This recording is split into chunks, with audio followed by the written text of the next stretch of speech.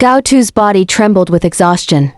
Every step felt heavier than the last, every breath a laborious task, and every heartbeat a reminder of the fragile life he carried. The apartment felt smaller than ever, confining him, pressing down on his chest as though the world itself were aware of his weakness.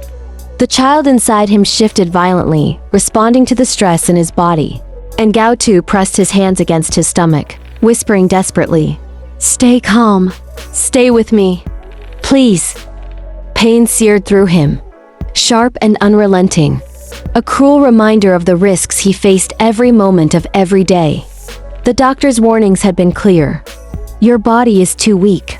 Pregnancy under these conditions is extremely dangerous. The child and you are at risk.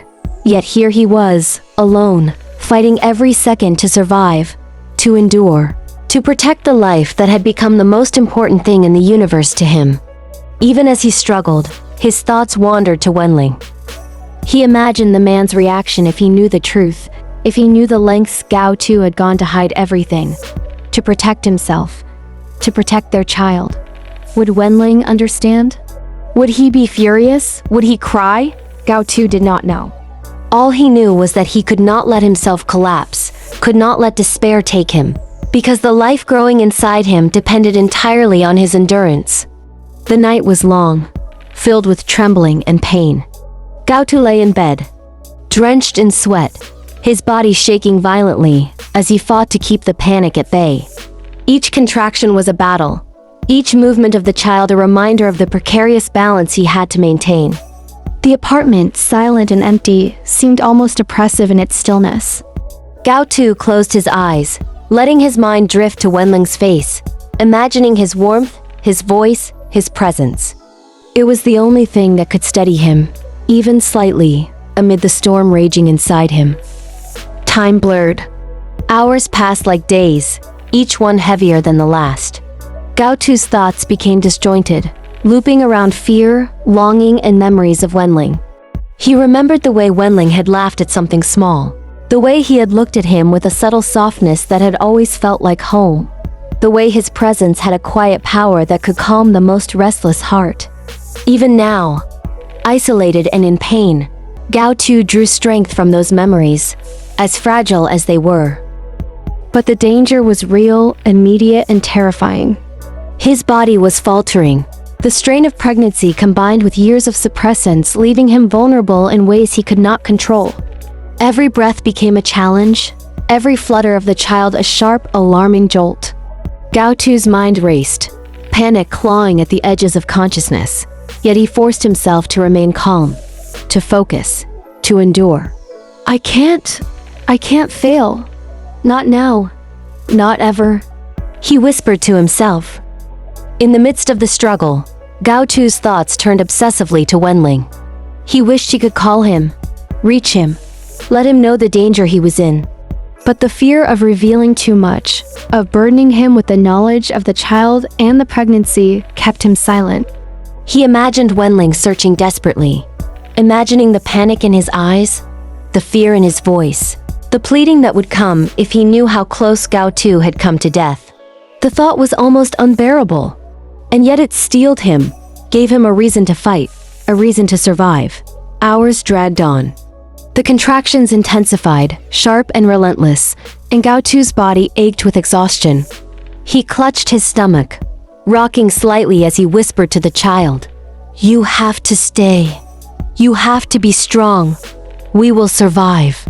Together, the tiny movements inside him seemed almost in response, a delicate, fragile connection that reminded him why he could not falter.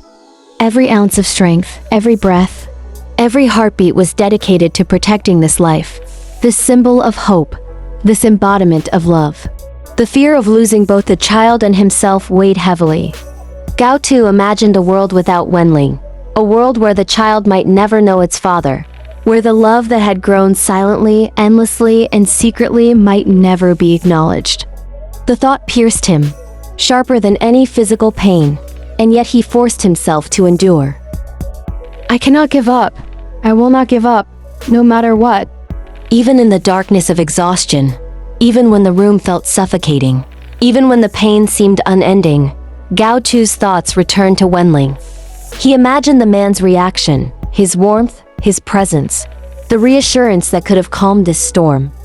And though he could not reach him, though he could not hold him, though he could not speak his truth aloud, he whispered anyway, letting the words float into the empty apartment.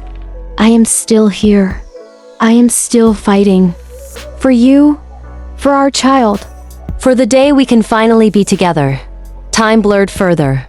Gao Tu's body was trembling, drenched in sweat, pain lancing through every fiber. He was terrified, exhausted, and barely conscious. Yet the presence of life inside him, the fragile, precious, unstoppable life, drove him forward. Each movement of the child was a small miracle, a reason to endure, a spark of hope that refused to be extinguished. Memories of Wenlang surged unbidden, mingling with fear and longing. The thought of losing him, of never seeing him, of never sharing the life they were connected to, was almost unbearable. Gao Tu's tears fell freely, mingling with sweat, and yet he whispered on, drawing strength from his love, his devotion, and the unbreakable bond with the life he carried. He thought of the future, though uncertain and terrifying. Would Wenlang ever know? Would he forgive him? Would he love the child as much as Gao Tu did? Gao Tu did not know, but he hoped desperately that one day all of this pain, all of this struggle, all of this longing would be worth it. That one day they would be together, and love would finally conquer fear, distance, and danger. Even as his body threatened to give out, Gao Tu endured. Every breath, every movement, every beat of his heart was a testament to his resilience, his courage, and the depth of his love. He whispered one last prayer into the night, a quiet promise to the child, to Wenlang, to the universe.